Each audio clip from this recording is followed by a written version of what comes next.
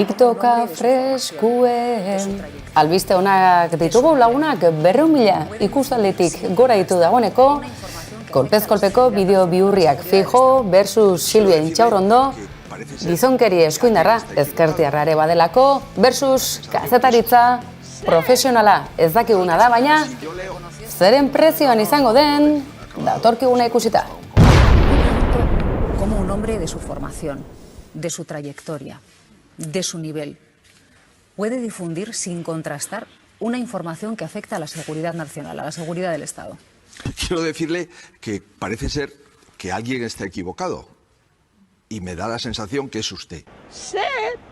Por En tanto, el caso Pegasus, si yo quien leo... reconoció estar equivocado era No, usted. perdone, que yo no he acabado. Ya se lo he contestado a un compañero el otro día.